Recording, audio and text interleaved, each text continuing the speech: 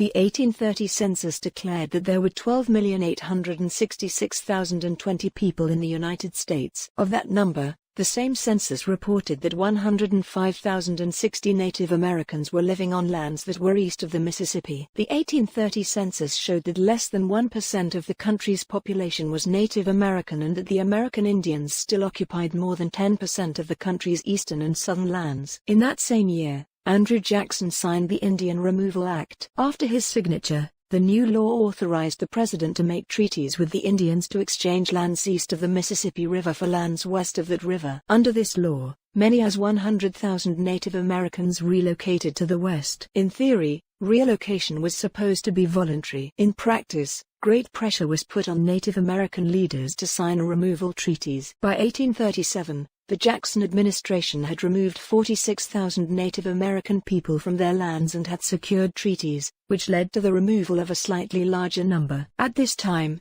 Keokuk was a chief of the Sauk tribe in central North America. For decades he was one of the most recognized Indian chiefs in the country. Early on, Keokuk understood that the Indians had no chance of winning any battle with the white settlers. So he was determined to negotiate with the federal government the best terms he could get in exchange for his people's eastern lands for western lands. Keokuk would also negotiate annual payments in gold and silver coins that would become known as annuities. Keokuk's accommodations with the federal government made him popular with his people who got the coins and with whites who wanted to take the lands without a fight. Keokuk moved his tribes several times. As a matter of his negotiations, Keokuk always acted as an ardent friend of the Americans. Keokuk visited Washington, Philadelphia, and Boston. He was a good orator and was very conscious of his public image. Some of the leading artists of the day painted Keokuk as the model of a good Indian chief. In August 1841, Keokuk and 100 other chiefs were camped for several days across the river from Nauvoo on the land that God had declared to Joseph Smith only 3 months before as Zarahemla. A few years before,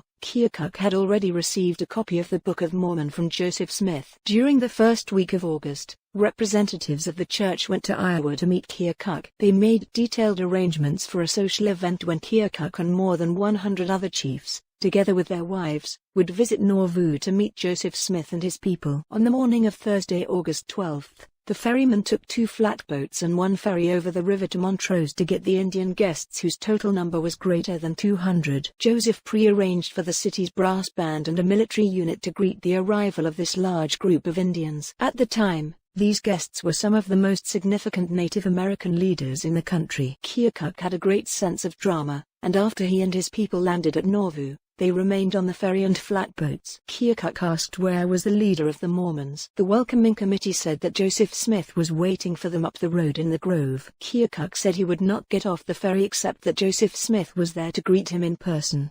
A messenger immediately went to get the prophet, and after a short time, Joseph and Hiram came to the landing to welcome Keokuk and his fellow chiefs to Nauvoo. For the rest of that day, there was a summertime celebration in the grove.